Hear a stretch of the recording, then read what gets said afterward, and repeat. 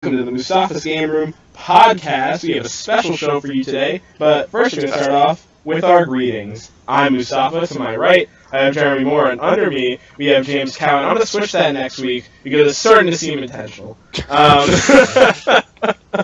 It's mostly just not wanting to reset up the OBS. Yeah, exactly. It's just how it is when I started up. I'll fix you, James. Don't worry. Fine. We can rebuild fine, I don't mind.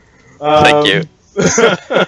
So, yeah, I guess I'm going to kick it off with just a few small news pieces, and then I'll get into what we're going to do today. Please. One of you guys can take the Overwatch Hero news bit. I got it. Jeremy's got it. Let's start with it. So first off, to any Overwatch players, the next update is available in the PTR, the public test realm, which is not the main update portion of the game. You can basically switch over to be on like the beta version for the next update, but it should be launching sometime soon. That includes a whole bunch of hero balances, which is really fantastic. A lot of heroes are getting exactly what they need. D.Va's getting a buff, Zenyatta's getting a buff, Mercy's getting a little bit of a rework, and a few other heroes as well. McCree got nerfed a bit too hard last patch, so he's getting a little more of a buff. But most importantly, there's going to be a brand new hero, a support sniper, whose name is Anna. It's actually Pharah's mom, and as far as I know, this is the first time in a video game you'll be able to play as a badass old woman as a character. So that's pretty sweet. Basically, what she is she has a sniper rifle that can, at long distance, either deal damage to her foes or she can shoot her allies to heal them, which gives you a lot more long-range utility for healing someone versus if you're playing somebody like Lucio, Mercy, or even Zenyatta. Except Zenyatta does have a bit more, but this is like a bulk heal rather than a heal over time because it's one shot. Bam, you're healed.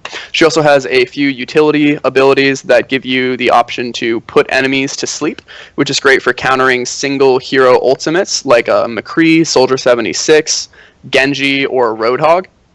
She also, her ultimate, it is a dart that she shoots at an ally, which increases their movement speed, increases the amount of damage they deal, and decreases the amount of damage that they take. So that's really great on people like a Reinhardt or a Genji that just popped his ult, so they can move very quickly and stay alive for a really long time.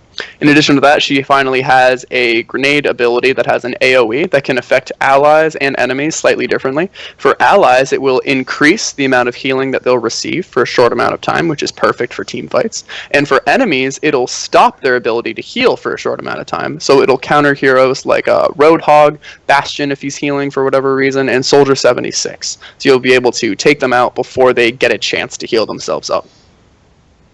Wow. That's pretty awesome. I don't know if I'm gonna be any good with her, because as much as I like to play support, I'm a terrible sniper. So it'll be like tearing me between two really good, one really good and really thing I'm really bad at. So I'm excited to try her though. Any idea when exactly regular people will get to try it? No idea when exactly, but I would say within the next 2 weeks, probably sooner. I mean, they announced the hero, and then the PTR server went live the next day for everyone to test it, so they'd like to test it for a little while. So I would imagine sometime within the next 2 weeks, possibly sooner. Cool. Well, we're on Blizzard news. Hearthstone had its most recent patch a couple days ago, patch 5.4.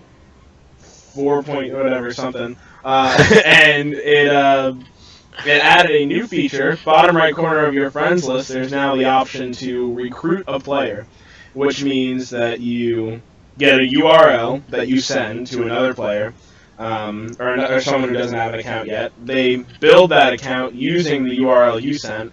They get a free pack when they start up just for you recruiting them, and if they reach level 20, you get the new Shaman hero, Morgul the Oracle, who's a Murloc.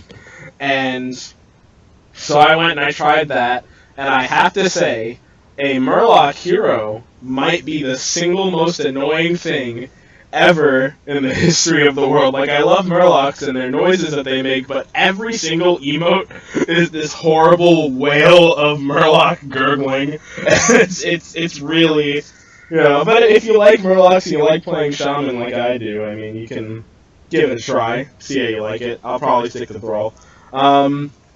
Also, there's now a thing in the bottom right corner when you're playing the game that shows you what mode you're in.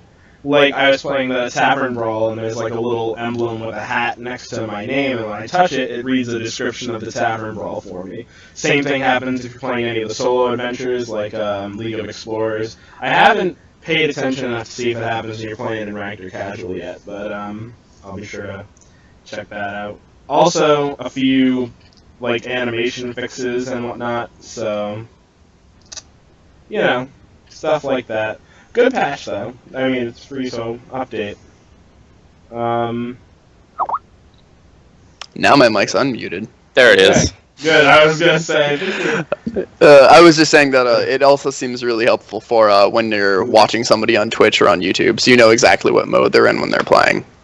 Oh dear, I messed up our whole. Yeah, yeah, that is very true. Also, minor thing, Golden Cthulhu's, when buffed, their animation for getting a buff will now also be golden, which is cool, because before it wasn't. Also, there was a glitch where if you reconnected to a game after getting disconnected, yours and your opponent's names would be listed as unknown. They fixed that as well, which is good, because that ruined a lot of my games sometimes. Then it could also, like, it wouldn't show you who was spectating you at times, and it could throw you off. And sometimes, like, if I have a good enough match, I like to use the last played function to add whoever it was that I was up against. So, you know, if it says unknown, that kind of breaks that chance for you. Mm-hmm. Another piece of news, really interesting, Nintendo did something a little bit on the uncanny side for them, and they took a step out of their comfort zone and are releasing a sort of new version of the NES console from the 80s. Pretty awesome. It's called the NES Classic Edition as of right now, I believe, and it's going to come preloaded with 30 games. It'll launch November 11th, and it will have a classic-style gamepad that comes with it, like an NES gamepad, and then it also will be compatible for those who have the Wii peripherals, the Classic Controller and Classic Controller Pro. Those will also be compatible with the console. So, it looks really cool. Like, I mean, it has a lot of pretty good games on it, like Legend of Zelda, Final Fantasy, all three of the original Mario Bros. Games. I think one of the Kirby games is on there. So, you know, I mean, decent value, especially if you're into collecting that kind of stuff. You know, it'll look really good on a shelf for sure. I'm probably going to buy it just for that purpose, just to stand it up with all my amiibo. How big is it exactly? It's And how much? tiny. It's so small. $60, so the price of a new game, and it's teensy tiny. It's super cute. Does It it looks come with little baby just like controllers as well? full-size controllers for adult hands, Okay. because otherwise you wouldn't be able to play it. It's really funny. Okay, But it's literally just like somebody took an S and then they used the scaling tool and they just made it real little. Yeah, It's super precious. I love I'm definitely planning on picking one up. I just think that's absolutely adorable. Yeah. I don't think, yeah, that looks awesome. I don't think we can go without talking about Pokemon Go, though. Right. We can't, because I've been playing the dickens out of it. I haven't played it, but I did see something that a third, this is 3, dead body has been found by the I was just talking with my brother today. Imagine how long So it would have taken disturbing. for these people's families to actually find this dead body without these Pokemon Go players adventuring through everywhere. Yeah, so just people coming across Pokemon Go also adding closure to families who are missing loved ones. Yeah. That's Also exercise, but also finding Also, most importantly, I've been exercising so much more than ever before. It's fantastic. really good. And while doing it, also having combat with this new subculture of people in my town that I suddenly have something in common with, and I'm now part of a community in a way that I never was before. Yeah, I mean, I was up at a gym that's next to a few Pokestops, so my brother and I went up there, we took the gym, I texted my friend who I just took it from as like, haha, gotcha. Then we went on a walk, my friend drove over to the gym and then took it back from me. So once my brother and I were going to finish our walk, we were going to go back to the gym and then take it back from him. On our way back to the gym, it went neutral, which we were like, oh god, somebody's there right now, and they just took it from him, and we show up and somebody's sitting there in their car, and I'm like, I don't know what team this guy's on, and then he takes it, and he's Team Valor, which is the same team that I am, so I yell, Team Valor! and he drives over and we chat for a while. It was really fantastic. I've had so many experiences like identical to that where I'm just talking to strangers only because we both identify that we're both playing Pokemon Go. It's really fantastic. I've been writing about Pokemon Go all week on the sites that I've been working for, and it is so cool how many people who aren't even into Pokemon have started playing this game. Because, don't get me wrong, I grew up with Pokemon, so I loved it when I was younger, but now the games don't appeal to me very much anymore. But I think, Pokemon Go has the potential to have community in such a grand scale, simply because it's already going to strike the chord with gamers, because it's Pokemon, and then it also has that sort of general mobile app appeal, that any other of these, addicting smartphone games could have. Plus, it's making people like to walk. So that's cool. Yes. Also very helpful. A lot of people who have gotten into horrendous traffic accidents. At one point there was a 5-car pileup. I saw something about some girl walking into the that's really bad. Here's the thing, guys. Highways will still have cars on them. Those cars will be moving at a high velocity. Literally, the first thing that you ever see when you launch the game, every single time you launch it, is a message that says, "Stay aware of your surroundings." Yep. So, please, anybody watching or listening right now, you're an idiot. Please if you're playing Pokemon Go in your car, you're an actual idiot, and you should be punched in the face. Do not walk into the road and die trying to catch a rare Pokemon, please. And if you do, it's entirely your fault. Thank you. Now, I don't know if it was a video or a mod, but for GTA 4, there was someone playing Pokemon Go on the, or GTA 5 playing Pokemon on the, really smartphone funny. in the car. It's getting into all kinds of accidents, like GTA accidents, so they're really catastrophic. It's so funny. That's awesome. GTA is a good setting to do that if you'd like. Not real life. Yes. Because there's no real lives in there. It's all AI. Yeah. And not even advanced AI with sentience, so it's totally cool to kill it. Yeah. Okay, so that's all I'd like to cover for news. So here's the plan for today, right? I've talked about this on the blog before. Jeremy James, our friend Sarah, and I are part of a game dev team on our campus called Massive Hawk Games, and over the course of the past 3-ish years, we have developed quite a few projects. So we figured we'd take today to just do a brief, post-mortem / discussion on what our experiences were developing those projects, the culture of our workflow and environment, and just some general stuff about being on a team on a college campus and working together and all that, and how it's influenced us as developers and designers and journalists and everything else. So we're going to start at the beginning. I'm going to switch the pick here to our first game ever. Drumroll, please. Drumroll, please. The first game ever.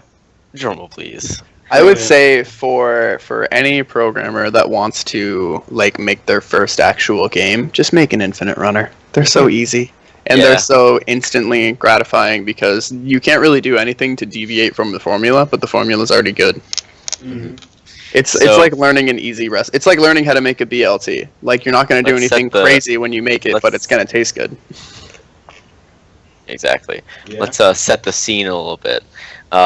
SNHU, fall semester, a crisp November afternoon. 3 game developers get together. No, when did we? 2013. Actually, it was it might be 2014 because I think it was in the early. I didn't do any jams in the year. It was the spring semester of our freshman year. Mm-hmm. Yep. Yeah, it was 14. It was an 8-hour jam, which was weird instead of a 48. But yeah, it was an 8-hour. I guess it was a really good idea because it's less scary to get into. Yeah. Well, I think this one was before the 48, right? So this was the first game jam that the 3 of us entered as a team. It was a mini jam hosted by another student, and the theme was drum.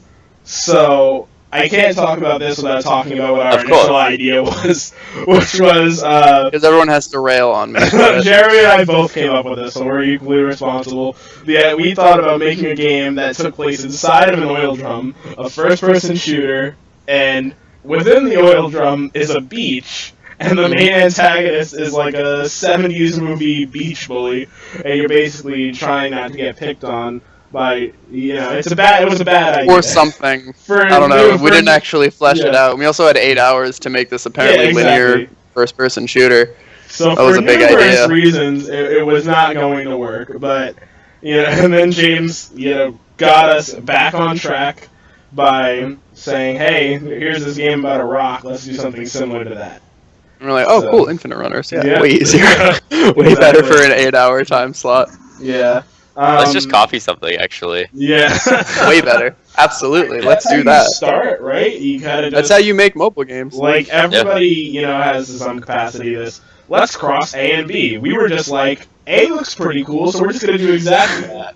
A's cool, let's reskin that. Exactly. I mean, to think that any idea you have is purely original is wrong. That's anyways. It's not possible. Honestly, I think it makes a lot of sense for people to just, as their first games, just copy something that they like. Yeah, that's exactly. Because it's not like the first game I made. It's not like you have to sell it. It's just make something and you're making it. You're not.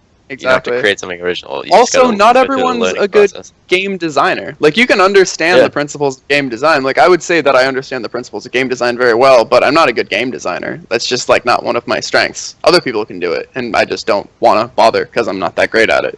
I can understand how to make a game's design better, but I can't come up with a game from scratch very easily. And I think we still had sort of an opportune situation here because, no, an Infinite Runner is not it's not an original idea, but we still got an opportunity to say, okay, how do we want to identify what gets you what amount of points? How do we want to identify what is a hazard versus what is something that you want to run into? So we sort of still got to tinker with game design. I think to some capacity, going back and playing it, I think a couple of days ago, I was like, because I know I wrote up some of the numbers for what things should get you what amount of points, and I don't know what I was thinking with some of them. I get why a car should only get you 10 points. It's this huge target, so it's easy to hit, right? But some of them, I was like, this is 50 points, and this is 30, and they're the same size. I don't know why I did that. But it was... Honestly, in retrospect, the whole designing a game in a formula that already exists, like an Infinite Runner, is basically a Mad Lib for game design. You have this entire framework, but there's a few blank spaces where you can basically just put, okay, it's it's an Infinite Runner where you are a noun drum.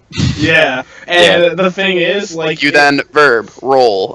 In doing that ad-libbing, you are still sort of, you're still learning aspects of game design, right? You're learning how to explain things almost, even going back to the car thing, I remember that's what I was thinking when I was writing the score sheet. It was cars are 10 points because cars are big. Cars are easier to hit, and so the rewards for hitting them should be smaller. Something that tiny it's a way of thinking that makes your mechanics make sense, and it sort of makes you responsible for them in a sense. You have to be able to explain yourself with every major decision, right? To some capacity. Mm-hmm. Exactly.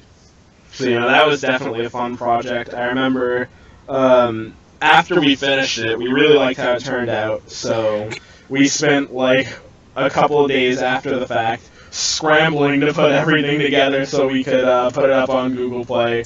And such a fun time. That was a great learning experience. Looking back at that game, I'm every time I'm oh, maybe I'll just take blah blah blah, and then I'll fix it, and then I'll update it because it's still on the Google Play Store, and then I'm oh god, it's all written in JavaScript. I don't want to touch that. I don't want to go anywhere near that. Oh my god. It was a fun day though, because I remember we just sat in my I was talking about the putting it on Google Play. We sat in my dorm because my roommate wasn't there or whatever, and we just just filled up the whole place with just like computers and stuff. Yeah. And I think we got Chinese food. We got Chinese food, and it like started snowing really heavily the second we ordered it. And we were like, "Oh, are they gonna deliver?" Like, oh. And then they didn't. Yeah, it was like a whole thing. It was a great time. And, What a like, blasty. one thing that we did that I really loved was family was there. anytime you start off, you're always hitting the ground with these big ideas. Like, I remember the day that we put this up on Google Play, we started, like, making, a whole bunch of accounts. Like, we made, like, a YouTube channel and a whole bunch of stuff under the Massive Hawk name, and it's like, oh my god, we're gonna do all this big, crazy stuff, we're gonna franchise the crap out of this, and to some capacity, we did some things consistently, but I just liked the energy that we came into it with. That really... I think influenced the direction that the rest of our subsequent projects went in. I don't have a screenshot for the next one I want to talk about, but we're going to talk about it anyway, and I'll link it in the description for those of you watching this on YouTube in the future. Pixel Commando, our second ever project, was pretty fun. One of the best. Yeah, part of a 48-hour game jam that we did. Only about a month after we put drumroll please. Yeah, it was pretty soon on after. the Play Store. So we had already sort of had an idea of what it was like for us to work together, but we wanted more of a situation that utilized our individual talents. So we started tossing some ideas around, and James said, well, Mustapha does pixel art, I do 3D art, let's work with the idea of doing something similar to the visual style of Paper Mario. And if you ever come to me and say, let's do something similar to Paper Mario in any capacity, my answer is a resounding absolutely. It's like my second favorite game ever. So we basically, the theme for that game jam was Command. And instantly, what came to mind for everyone was what type of RTS are we gonna make? Yeah, we're like, so we're all making an RTS. And then I think it was actually and no one Neil. ended up making one. I think it was Neil that was the one that announced it, and he was like, "No, there's so many things you could do. You could be a commander. Yeah. You could be in command of units. You could as a commander. Like these are all RTS games. You just keep saying RTS games. Yeah. You're saying the same thing, just very slightly different. We decided to head off in a slightly different direction and add an O at the end of the word, and our game was about the typical one-man soldier story, of our main character. Like Contras or anything like that. Exactly. It's like a side-scrolling shooter. It's way less good. 3 levels. Yeah, way less good, but still pretty fun. Yeah, it was cool. I like what we did with the between levels. There was like a comic strip panel. The game was actually pretty well fleshed out. Yeah. And it had different music depending on the levels. That was like all smoothly transitioned between the music, and they were like these really sick beats. We had a lot of we took that super 80s vibe on it. One of them, Tyler. The third level started and it was like pretty sexy. Like it was I was like, let's get this. Sexy by the time you get to the boss, the music's like really sexy. Yeah, we had like a comic strip before the boss, and then after and then we had some pretty decent end credits. And we had it was fully visualized, everything. Whole dang thing. That's why. To me, Pixel Commando will always stand out as my favorite of our projects, because we sat down, we came up with an idea, and we literally, from beginning to end, did everything that we said we were going to do. And it came out pretty good,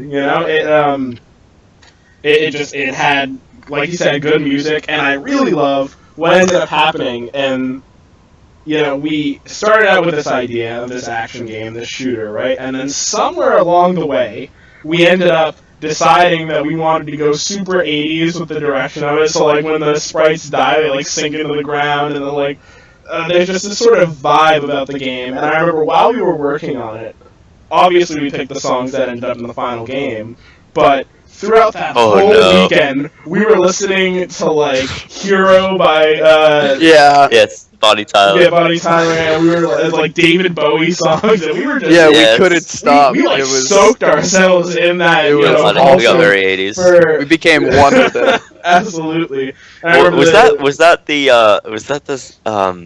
that horrible song that I refused to have in the game. Oh my goodness! That song. Yeah. So and then we had like a vote too. We had to put it to a vote whether or not the song would be. In the history of us working together, that was arguably our greatest creative difference. Was whether or not that song should go in the game. I like the song we ended up with, but I stand by my vote, my original vote. So annoying. You know what else we listened to a lot was that song from SpongeBob, in the like Superdome. The Sweet Victory. Yeah, Sweet Victory. That was very inspirational for us as well. We're just sitting in that conference room in the ACC listening.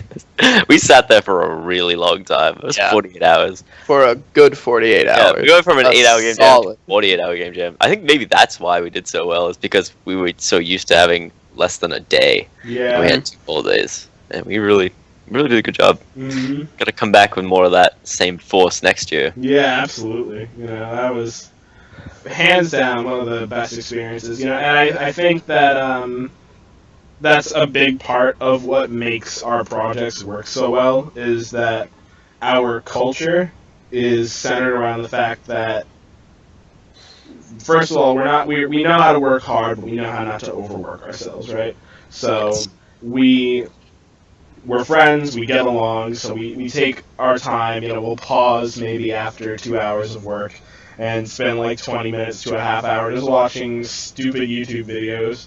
Very stupid YouTube videos. Going on a walk. Going on a walk. Doing what we need to do. You know, drinking. Getting sleep.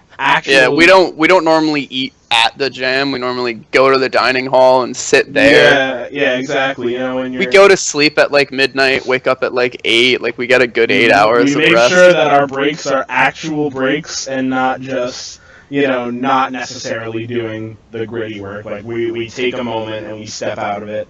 And, you know, that really gives you a chance when you sit back down to look at what you're doing from a different angle and see if maybe there are any things you want to change along the way. And, you know, for me, it's been quite an adventure because I have undergone the transition between probably 4 or 5 different roles on the team. Like, I started out, you know, doing some of the design stuff and, like, writing up descriptions of things, and then I did 2D art for Pixel Commando, and let me see what the next game is that I have here. We just talked about it. I have a thing before we move on. We know what went right with Pixel Commando. What went wrong for you guys? Would you say I just wasn't good enough at programming to do all the things that I wanted to do. That was just a lack of skill. But you killed it still. Hey man, thanks. Yeah. You know, and then also for the game jam, I wasn't able to get pathfinding working. It was after when we uploaded the game on Congregate that it actually had the enemy pathfinding, because without it, enemies could actually like walk through obstacles and stuff, and it was whatever. I feel like that's one of those things where if I had actually programmed the game well so that I could go into it and like see all the stuff and change stuff, I would like edit some stuff about it just to make it better. But I never will, so oh well. Yeah. Just because I don't really feel like it that much. I feel like it a little bit. Yeah, I mean, obviously, every aspect of the game has its imperfections. Like, I could say, on my end, I mean, I wish I would have done maybe 2 or 3 more frames worth of animation for each action or something. But, you know, overall, given the amount of time that we had and what we turned out with, especially, you know, it was our freshman year. Like, it was a pretty legit, you know, project. I think that we kind of hit the ground running, and I liked what we ended up with. I'm gonna... Oh, whoops. Hold on. I'd say just in the future I should just not use Cinema 4D. But you were still using Cinema 4D. I mean, I didn't know. I was using Cinema 4D, which was... You also didn't know how to unwrap back then. Didn't know how to unwrap, didn't know about smoothing groups, didn't know about friggin'... I honestly didn't know almost anything about modeling. What I do is I take an object and just kind of move it piece by piece, like panel by panel. And I would... Oh, it was tough. I didn't know anything about modeling. I just kind of put shapes together, and they kind of made models. You were basically doing blockouts for everything. Yeah, everything was just blocks. But I mean, honestly, rough. I think it worked really well. Also, throwing my laptop out of a window earlier probably would have been a good idea, because my laptop has yet to run Pixel Commando. I'm almost certain.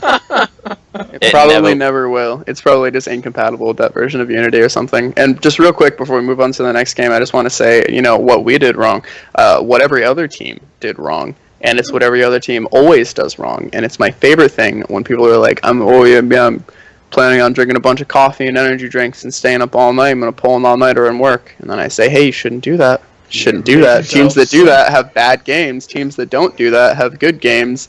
Shouldn't do that. And then they do it. And then the next morning they want to kill themselves. And I'm like, well, you deserve this. This is entirely your fault, and I don't feel bad. Your body can't, you have to treat yourself right, regardless of what you're doing, because there's nothing manlier than respecting your body. What do you think you're more useful as? Someone who's well-rested with less time, or someone who has twice as much time that you're spending just trying to force yourself to stay awake?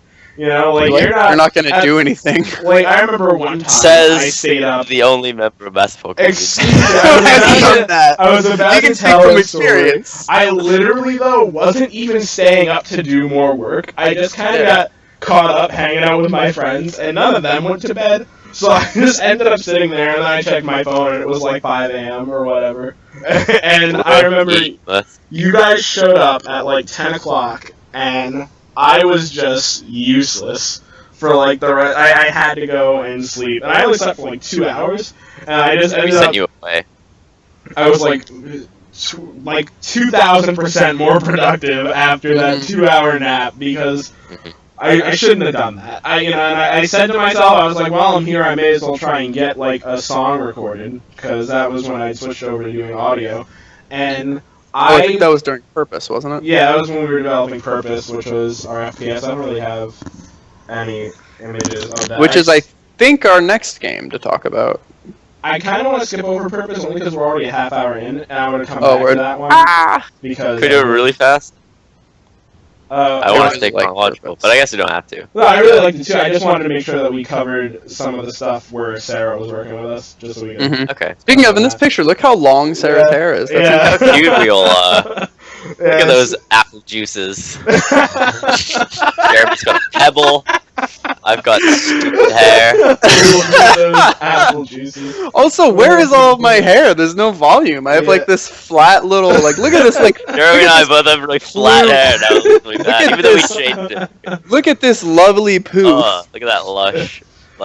Yeah, also this lush tuft of hair. Heads up, guys! I took our face cams. I should have told you. Now you're just kind of rubbing your hair and talking about it right now. Dude, I'm rubbing my hair anyways, so.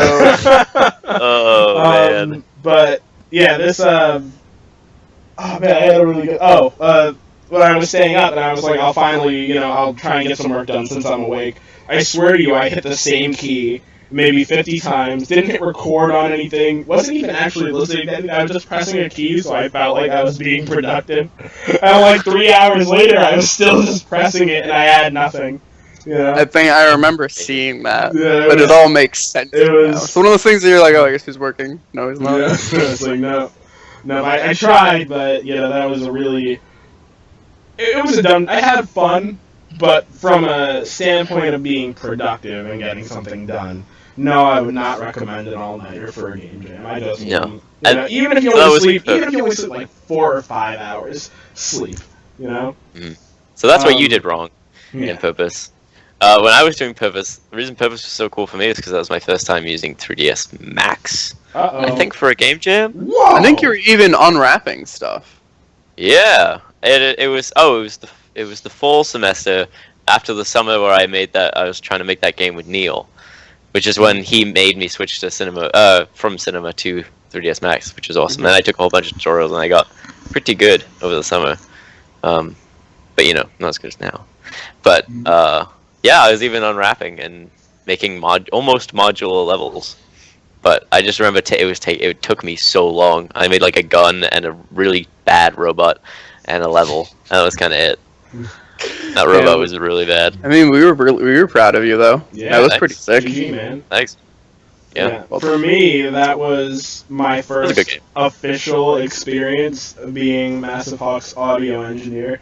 So, I, like, the day I decided I wanted to do audio, I went on Amazon, I bought a $100 keyboard, and I was just like, okay, I'm in. Like, I'm going to do this. Yeah. And I didn't really practice that much, but I kind of just, like, sat down and got to it, you know, and like going back and listening to it, no, I don't necessarily love the songs I made in the past, but seeing, you know, from where I started to where I was in the most recent project I did music for, which was Fightmare, we'll talk about that later.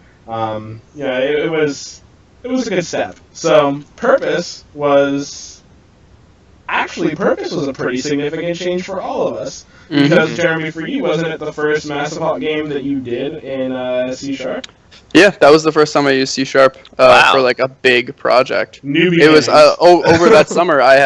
You had taught yourself 3ds Max, and I taught myself C# because during the end of the semester I was working on something for Neil, and Patrick was working on it, and Patrick was like, "Hey, you need to learn C# because JavaScript is garbage," and I was like, "Okay."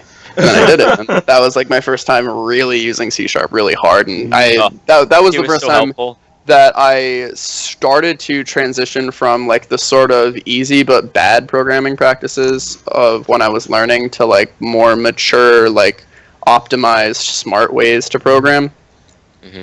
So that was really significant for me. You did the equivalent of what I did with programming with my art software. That's cool.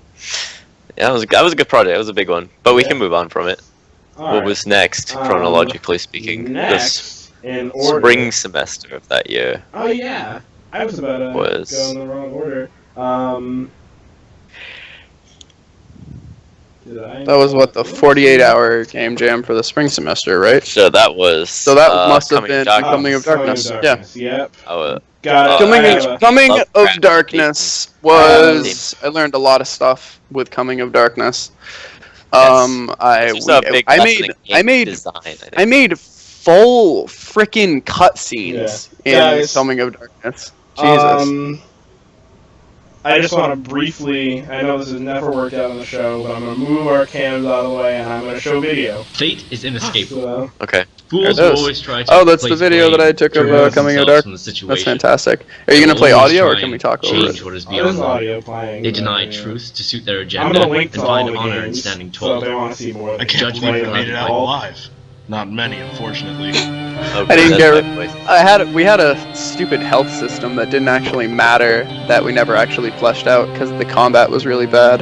That brain looks beautiful. But I left the brain in there for the freaking cutscenes. I didn't turn it off. I just didn't realize it was there. Probably because I never actually made a good combat system. So like, I never remembered that the brain was there because I was never looking at it to see how much help I had. All I asked for was whether or not. So this was a 48-hour game jam, and it was our first game jam since adding Sarah, who was our other programmer, to the team. And, you know, it was just so incredible. You know, it was a really fun all the experience. Fire Emblem and Xenoblade related videos you got. Yeah, I mean, I love those things. I get that a lot. No, but the thing about Coming of Darkness, like, it was such a different direction for all of us. So, like, the theme was Lovecraft, right? So we kind of had to learn what that was for some of us. Well, you and Mustapha there, and I were very aware. That was the most split I've ever seen. That shit still blows my mind. You did not know who H.P. Lovecraft was. No, I mean, now I'm into, you know, some of that stuff, like, because I noticed that the Warcraft universe draws some inspiration for its old gods from, you know, Lovecraft. So I mean, I get it. It's cool, you know. But at that time, just had no idea. So first of all, we had to go through a little tutorial on that, courtesy of Jeremy and Sarah. And give a lesson. So once we got, you know, our explanation, everything was up to date. I was giddy, you know, like everywhere, all of it, because I was just like, oh my goodness.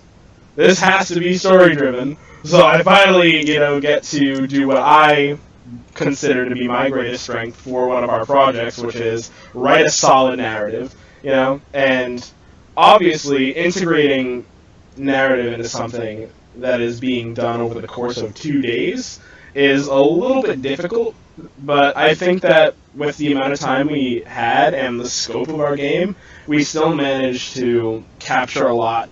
Not particularly in the most direct way, but in terms of undertones, philosophy, and themes, which I feel like is important when you're discussing any author's works. So yeah, it was also our first time working with 2 programmers on the same game. Yeah. So I don't know, Jeremy, if you want to speak a little bit on. Didn't really work. We didn't really know what we were doing. We didn't have version control software, so honestly, if anything, we slowed down because we were instead working on separate projects that we would then have to integrate and share within each other and have to do a lot of copying and pasting. All in all, it wasn't the most graceful use of our 2 programmers. We really locked it down, Sarah and I, when we were working on that other game, Fightmare. When we were working on Fightmare, having 2 programmers was really, really tight, but for this game, we didn't understand how to use version control software, like SVN or source tree, so it honestly wasn't very good. It wasn't fluid at all. It was still a fun experience, though, and I had an absolute blast working with Sarah because, like, she came from more of like a traditional programming background and then a bit of games programming, and now she's going into like cyber security, so like she's going back to traditional. But so she was able to know about a lot of traditional stuff that I didn't know about, so we were able to kind of go back and forth there, and I was able to teach her a lot about like utilizing the game engines specifically, and that was a real blast. Also, Sarah's way in the back. And Well, where's that was that before- hoodie? that was Holy before- crap, I don't remember where that hoodie is. That is a good picture. My That was before goodness. Sarah was on the team. That was when she was working with those other guys. I don't remember what they. Oh, that's right. Yeah. I think that's Ed playing She purpose is right now. slinking in the back. Yeah. Oh yeah. But what I really That's us. liked That's you and about- me with Reggie Watts, Jeremy. Yeah, Forgot about that. well, that's when Rick Forgot he Ross came came to the game. Yeah. It was cool to see Yeah, him. those were big throne That was- days. I like that hair. What was I gonna say? It was something about Coming of Darkness, and my favorite thing was that we decided early on that we were gonna do full voice acting for that game, which I mean, Right, you had to do that too. good, bad, or otherwise, like I was in charge of overseeing how we got all the lines recorded. That was so much fun. Like, that was probably some of the most fun I've had working on a project. And not even, like, recording the lines that I had to say, but, like, working with James to get all of Zalander's lines recorded because, yeah, James, you're a very soft-spoken, gentle soul. And Zalander is this like, wicked, manipulative psychopath who's just constantly antagonizing you while you're moving around. So getting you to sort of add that to your tones, it was a little scary. You kind of got into it at a certain point, and it really started. I would love to do another game with voiceovers. Because just recording voices is so much fun. Yeah, it was Even if it's so not like cool. much, you just throw it in because it's so funny. Jeremy, you're uncredited in the. Yeah, because I did one voice line. I was mostly just busy programming. You were the roar for the monster, also. That was. played. I think I also said Naganath Fatagan. Yeah, we all said. I voice at one combined point. all of us saying that together to make one of the scariest audio clips I've ever Was produced. the only thing I did was I went Naganath Fatagan, and then I went back to programming. Yeah. I was like, all right, And also, I'm busy. Like your Yeah. roar for the monster, the way we have it, our game, like most others at that game jam, was loosely inspired by Majora's Mask. What? No way. So we that's had right. Everyone's game was fleshed out. because fleshed out. here's what happened when the theme was dropped.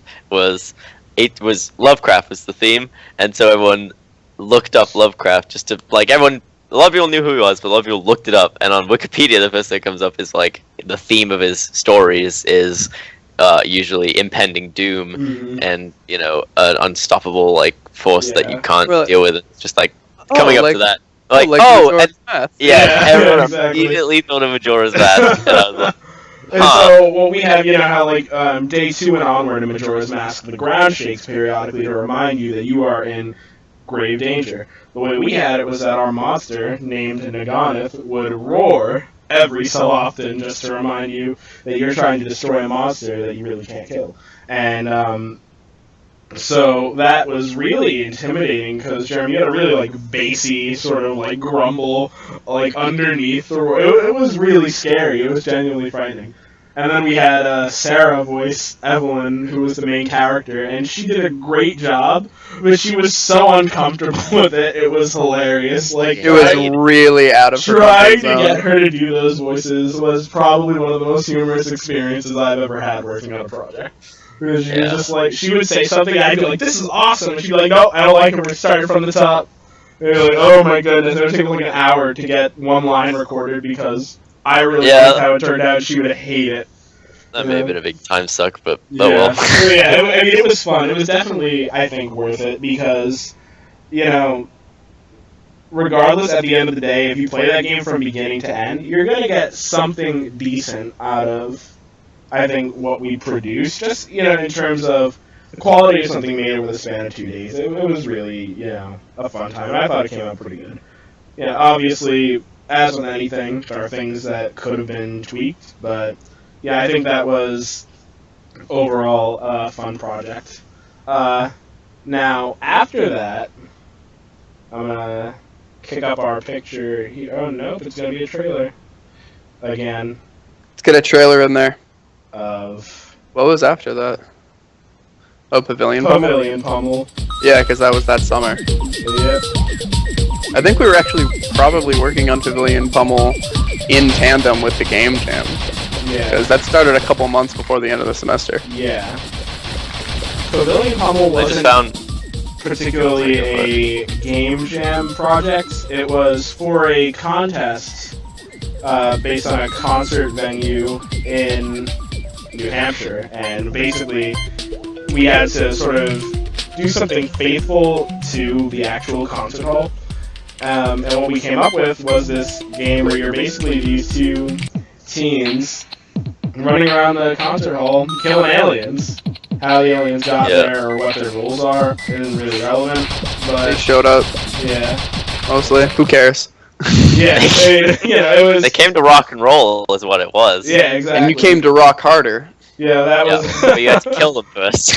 That and then you was- could rock with them. one of our most rewarding projects because it was long term. It came together, and then I think what I want to talk about, because we're running out of time and I still want to get to Fightmare, so I think for Pavilion Pummel, what I want to focus on was the actual trip we made out to the pavilion to, to like, That was an interesting attend the experience. actual sort of contest thing. We were under the impression that it was going to be a lot different than it turned out. And Yeah.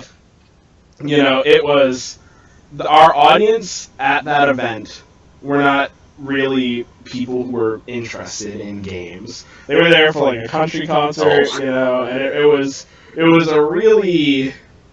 And this wasn't even like a casual game. This was like, if you're into games, you'll like this. Yeah, this isn't exactly.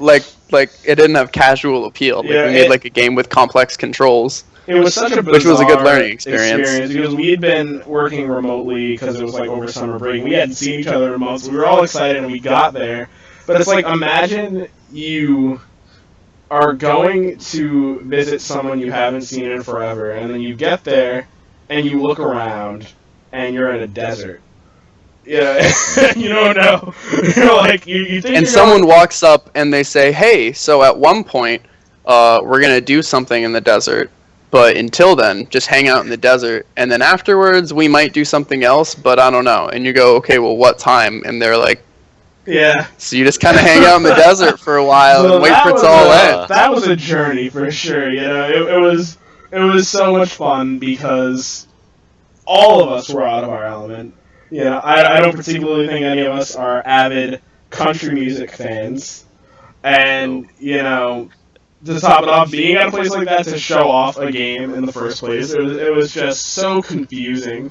You know, it was hilarious. Yeah. It wasn't very well thought through. Yeah. You guys met Brad Paisley. I Yeah. met Justin Moore. He was very short and he None had of us soft- cared. Yeah. None of us cared at all. Yeah. Brad didn't care. In the new Didn't Bo care, I Burnham didn't care, special, Justin didn't care. he does this bit about stadium country, referring to like the types of musicians like Kenny Chesney, and how essentially these musicians are pandering to their audience, and that they aren't actually members of their audience's socioeconomic class. They haven't really worked a hard day in their life. They're just millionaire musicians. And every time that I think about meeting Brad Paisley, I just remember how soft his hands were. Yeah. Yeah. Like, okay, so I'm not a laborer. Then I was working tech support, but my hands were not as soft as his hands were. He had softer hands. So here's the thing, though. We're a couple of guys, in the tech industry, and it could be presumed that, we're not necessarily living lavish by any means, but that the culture of our work is not the same. It's not the sort of gritty, knees in the dirt type of whatever. Whereas the sort of image that I felt like Brad Paisley was portraying was a little bit more gritty, more natural, more earthy, and then his hands were really soft. So I was like, and he was real short, and he had like a little bit of a belly, like a soft $2,000 moisturizer. As good as a point as this is, and it's a very important message that country music artists. It's unrelated to the Post-Mortem. We're off the rails. So Pavilion Pummel was really cool. That was the first time that we really started using version control software, which I was really happy about. And it was also a time where I think actually that was the first time that Sarah and I really started utilizing the fact that we were two independent programmers and we could work on separate things. So for example, I was the one that I got most of the combat framework done for most of the AI for the characters. She did the suicide bomber alien. And then I wrote the other two aliens. I wrote the other alien. There was only one other alien. And then I did the whole campaign. I got most of that stuff working. And then she did this entire survival mode entirely on her own. I did this entire racing mode entirely on my own. And then for the campaign, she did these really great visual effects at the end when you're getting to the final big fight. So it was this really cool time where, for the first time in my life, as far as programming was, I could work on a project, it's at the point that it is, I go to bed, I wake up, and then it's at a different point. There's stuff that's in there that I didn't do. And she also did some of the UI elements, and then I tweaked those. It was the first time that I actually collaborated with another programmer in a meaningful way. So that was really cool for me. Yeah, that was good. I would say my biggest lesson learned was what you said, Jeremy, was coming face to face with your audience and making a game. For the people who are going to play it, it was a no-win situation for us, because any game we would have made would have been tough to show that crowd. But I mean, the other team made a game that was a lot more user-friendly. That's what I just had a Wii Fit balance board, and everyone loved getting on that. Yeah. And no one really knew how to play our game. So another Infinite Runner. The only people that were playing our game were these two kids that were probably not even that into country. They were just there because they were with their family, and then they were like, "Oh my god, video games! Yeah, thank God, video game." I think they played our game for a good hour. They just kept taking turns. They just didn't want to go do whatever else was going on. That in and of itself, that's what it's all about. Preventing kids from having to tag along to things with their families that they really don't want to go to. Absolutely. Don't worry, guys. That's why I'm here. That's what we do it for, That's the dream. I wish people had done that when I was a kid. Not a chance. Yeah, okay, we got, our last subject, I have a screenshot of it here, is Fightmare, which, Fightmare is a very funny thing in that it was done for a game jam, but we knew 3 weeks before the game jam that we really wanted to do a local multiplayer game. Yeah. And so at the time this is interesting because for the past two game jams, we've kind of gone into it being I don't really care what the theme is, but this is what I want to do. So it was beforehand, I practiced handling multiple controller inputs, and then when we all got together, we were like, all right, so we know we want to make a multiplayer game. What do we want to do? And I think at the time we were all playing Gauntlet. Yeah. The new Gauntlet game, and that was our major inspiration. No, I think you had just played it, and then it came out PS Plus a couple of days. Yeah, I've been in a Gauntlet for a while, so I never all played the older Gauntlet games and stuff. So that was our main inspiration. That one was really, really fun, and that was another time where Sarah and I were actually both like really working hard together, independently doing stuff. That was an absolute blast. My favorite thing about that was that so for every game jam prior to Fightmare, we'd made single player games because single player games are inherently easier to make. They just require less programming knowledge. And this was the first time we made a multiplayer game, and we were set up right at the front, right next to Pat. And Pat had a 2-player game, and we had a 4-player game, like up to 4 players. And instantly, as soon as we were ready, huge crowd around us and Pat's game, just playing our games because they're playing with each other. They're having so much fun. It was awesome. It was the best thing ever because like it's a great feeling seeing one person play something that you worked on for like days. It's an even better feeling seeing a group of people playing it and like nudging each other and having fun and like yelling at each other. That's tops. Exactly. You know, we really restructured our philosophy from the ground up when it came to Fightmare. Like, I remember we were having the discussion beforehand. We were like, what's the most important aspect of this game? And we said, we don't care if this is a winner. We want to make something that we could bring to you guys' apartment, set up in your living room, and all play, and not even actually realize that we were playing one of our own games. You know? Yeah, and it got to the point where we were testing it. Like, the second day, like, early in the morning, we were testing it, and we just kept testing it over and over again because we just wanted to keep playing and knocking each other. We were yelling at each other. We just wanted to keep hitting each other into lava and stuff. It was so much fun. At the time, I had a professor around that time period who said to me, make the games, or no, write things that you want to read, right?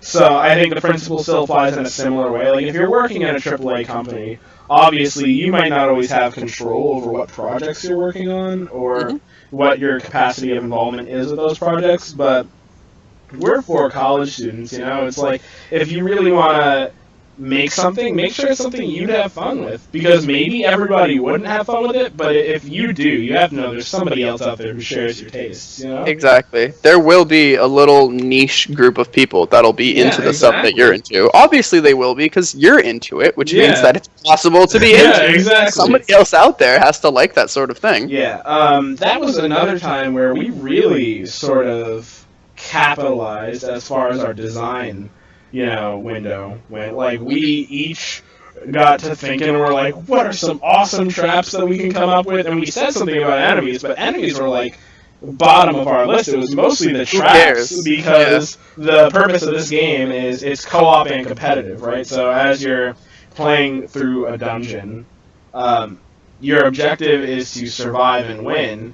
You benefit from having the most points at the end, but the enemies can be incredibly overwhelming if you don't have your allies with you. Because I think the number of enemies was like, wasn't it? Yeah, the number of enemies was like somehow dependent. Yeah. And so, basically what you would want is to keep your allies alive as long as it could help you, but kill them when it was convenient so that you could win the game.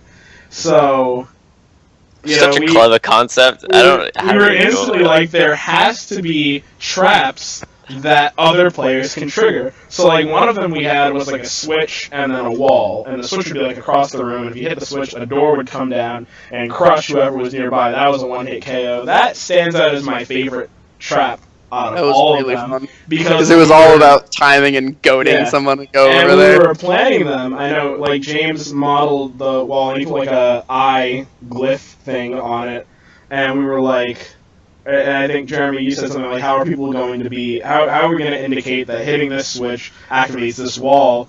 And I was like, just put the same eye on the switch, and then, like, as we were talking about updating some aspects of the game post-jam, like, I was like, oh my gosh, we could put, like, carvings and everything everywhere, you know? Like, this is a game that's just asking itself to have even just a tiny bit of lore, you know? Like, just, like, explaining just a little something in there. Yeah, I was pretty happy with how we took a lot of lessons that we'd learned from the past and really put them into this game. So being mechanic driven was something that we learned from making Coming of Darkness. With Coming of Darkness, we put the story first, and I think we regretted it a little bit. And so in this game, we put mechanics first, and it it came out really well. We really just kept working on the mechanics, and having fun was the most important thing. And also the controller thing was, I think, a lesson learned from from Pavilion Pummel, Pummel. No one was playing our game. And we totally turned around. Everyone was playing our game, and we kept, like, it was funny because we had tons of people coming and, like, keep saying the name of the game, because people have to draw it in, have to write it in and vote for, what's going to be the best game. So as long as people know the name of our game, that's just what they're going to vote for, because no one else's names of their games were prominent, except for, like, Taekwon's game, which was, like, the runner shooter the infinite runner first person shooter game, which is amazing. Yeah. I liked it. I don't know what else. That was pretty Dream cool. Runner or something. The theme was Awaken, by the way. I don't think we mentioned that. So again, one of those things where we're like, we got the theme, we're like, I don't care. Whatever. We'll finish it Qualify me. I don't give a shit. The name Fartmire. The name Fartmire. Wow. Fightmare. Fartmire. That's a different game entirely. Fightmare stuck because it was themed around awakening, and the goal was to awaken from a dream. But then after the fact, we were just like, this is a pretty catchy name, so we're just kind of gonna stick with this. Yeah, it's just a fighting nightmare. Yeah, so. Sounds cool. We usually struggle with names, but I think this one was really good. I think Mustapha Drumroll Please was probably the greatest name of all time. I don't know who came up with it, but it was like so many games. We came up with the name like in the last hour that we had to finish it. No, Drumroll Please was like, it was like we came up with the idea for the game. We're like, it's called Drumroll Please. That's how Fightmare was too. We were like 6 hours in, and one of us was like, "Oh, we should probably start thinking about the name because we usually wait too late." And then we brainstormed for like a couple minutes, and I think Mustapha came up with Fightmare, and we were like, "Perfect, I love it. That's amazing. Let's do it."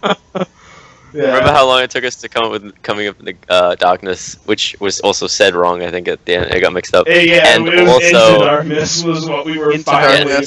And also, Purpose was probably the most. It was like pulling teeth trying to get that name out. We're like, what are we gonna call this game? Yeah, absolutely. We had hard. That was really hard. It was so. It's weird how hard it is to name these things. And the game wasn't even really about purpose. It's just that one-word names really appeal to modern game audiences for some reason. Yeah. So you just kind of say a word, and people are like, "Ooh, that's deep." Ooh. I mean, with the most recent Game Jam, Sarah was not feeling well, and you were just busy with work. So James and I were like, "Oh, whatever, we'll do another. I don't care if you disqualify me, Game Jam." And we got to the very end, and we were like, "Crap, what do we?" We were at the showing ceremony. And I literally got to the whiteboard, and I turned to James, and I was like, "What do we call it?" The very, very last. And I was like, "Cool, I'll put brackets around it." Yeah, because we had like pitched a few names, and then we got there, we're like, "Oh yeah, we never picked a name." We never picked one. I guess Damn Prism was cool. We'll call it that. All right. I like Prism. That was a good name. Yeah, it was a good name. I just don't. When I played it, I don't understand how that applies. Prism was gonna stand for something, and I got the last two letters of the word to stand for something. I don't know. That's like in Xenoblade Chronicles X, the organization's called Blade, but the actual the letters, like what the letters stand for, is really stupid. It's like something emancipators. I'm like, yeah, go with Blade first. Just keep it with Blade. Get rid of the periods in between it. But okay, wow, we are an hour in, so I'm gonna wrap it up here. Thank you guys for tuning in. I guess if there's anything to take away from all this, it's just let yourself make mistakes, follow your dreams, have fun. Make sure that if you're especially people who are on a college level, you are at a prime point in your life where you can, especially in game design, you can build yourself sort of a portfolio, and like you can build this resume's worth of works with people that you get along with. Like, I very mildly enjoy the presence of these two people, and so it's not completely miserable working with them, Like, they're pretty okay. I mean, it's okay. It's not the best pose. It's not the best. That's true. I agree with you completely, and that's why you're on the bottom next week too. It's just make sure that you're doing what you're doing and having fun with it, because you're not always going to get to do exactly what you want. So do it now. And with that, thank you guys for tuning in and